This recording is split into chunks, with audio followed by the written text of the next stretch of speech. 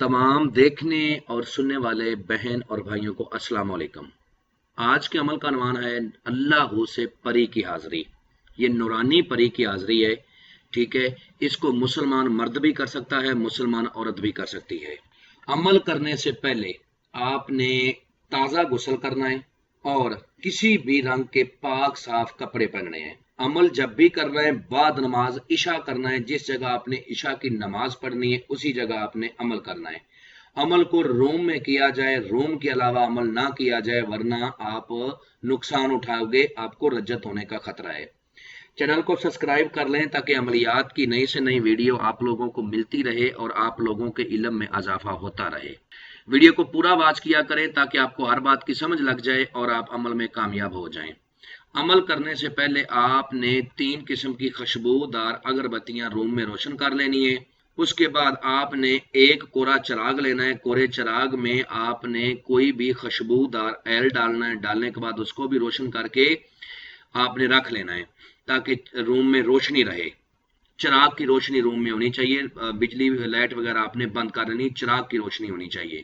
پہلے آپ نے اپنا اثار لگانا ہے۔ اثار لگانے کا طریقہ کار یہ ہے کہ اول آخر 11 بار درود ابراہیمی پڑھنا ہے، بیچ میں 11 بار آیات الکرسی، 11 بار سورۃ فاتحہ اور چاروں کلوں کو 3 مرتبہ پڑھ کے نیو چاقو پہ چھری پہ آپ نے دم کر لینا ہے اور پھر اثار لگانا ہے۔ نماز عشاء پڑھنے کے بعد آپ نے اللہ کے حضور 2 نفل صلاۃ الحاجت کے پڑھنے ہیں۔ صلاۃ الحاجت کے پڑھنے کے بعد آپ نے دعا مانگنی ہے، ٹھیک ہے۔ آپ نے عمل میں کامیابی کی اور پھر اثار لگانے کے بعد آپ نے بیٹھ جانا ہے دوزانو ہو کے، جس طرح اتحیاتوں میں نماز میں بیٹھتے ہیں، اور منہ آپ نے قبلہ شریف کی طرف کرنا ہے جس طرف منہ کر کے ہم نماز پڑھتے ہیں۔ اور اول آخر 41 بار آپ نے درود ابراہیمی پڑھنا ہے اور بیچ میں اللہ کو آپ نے 3125 بار پڑھنا ہے، ٹھیک ہے۔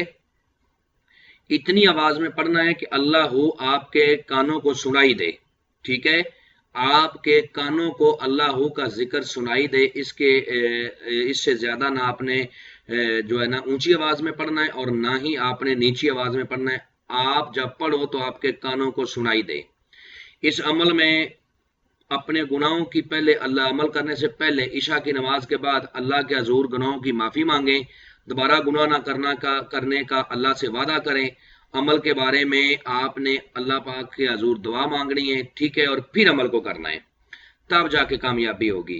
اگر عمل میں آپ کو ایک دن کامیابی نہیں ملتی تو لگاتار عمل کو 3 دن تک کریں، جگہ بھی ایک رکھیں، ٹائم بھی ایک رکھیں، مصلی بھی ایک رکھیں، اور جو کپڑے پہن کر آپ نے پہلے دن عمل کیا تھا وہی کپڑے آپ نے دوسرے دن پہننے ہیں، وہی کپڑے تیسرے دن پہننے ہیں۔ عمل کرنے کے بعد آپ اپنے کپڑے چینج کر سکتے ہو۔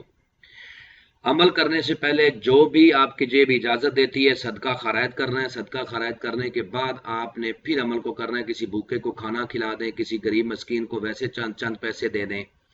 جب اس کی حاضری ہوگی تو اس سے پہلے یہ بات آپ نے یاد رکھ لینی ہے کہ یہ نورانی پری کی حاضری ہے، اس کی طرف آنکھ اٹھا کر بھی آپ نے نہیں دیکھنا اور نہ ہی اپنے دل میں کوئی اس کے بارے میں برا خیال لانا ہے۔ اگر آپ نے اپنے دل میں بھی برا خیال لایا تو یہ آپ کو نقصان دے گی، یہ بات آپ یاد رکھ لیں۔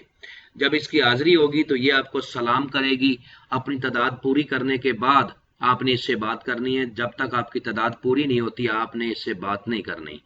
سلام کا جواب دینا ہے، اپنی تعداد کو پورا کرنا ہے۔ جب تعداد پوری ہو جائے گی تو یہ آپ سے کہے گی کہ اللہ کے بندے آپ مجھ سے کیا چاہتے ہو؟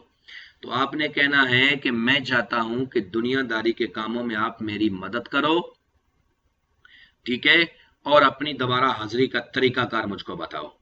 تو یہ دوبارہ حاضری کا طریقہ کار آپ کو بتائے گی، اور اس کے بعد آپ نے جو اس سے قسم لینی ہے وہ یہ ہے کہ قسم کھاؤ حضرت سلیمان بن داؤد علیہ السلام کی کہ جب بلاؤں گا آؤ گی، جدھر بھیجوں گا جاؤ گی، جو کہوں گا کرو گی۔ یہ قسم 3 بار لینی ہے۔ اس کے بعد آپ نے اس سے قسم لینی ہے کہ قسم کھاؤ کلمہ محمد کی کہ مجھے، میرے بیوی بچوں کو، میرے خاندان کو، میرے کاروبار کو کبھی بھی آپ نقصان نہیں دو گی۔ اس کے بعد آپ نے اس سے پہلے دوبارہ حاضری کا طریقہ کار پوچھ لیا، اسے کہنا ہے کہ آپ چلی جائیں، جب بھی مجھے ضرورت ہوگی میں آپ کو بلا لیا کروں گا۔ عمل کے بارے میں مکمل انفارمیشن ہم سے لینی ہے، اجازت لینی ہے، پھر عمل کو کرنا ہے۔ اس عمل میں لوہے حمزات کو ہونا ضروری ہے، ٹھیک ہے۔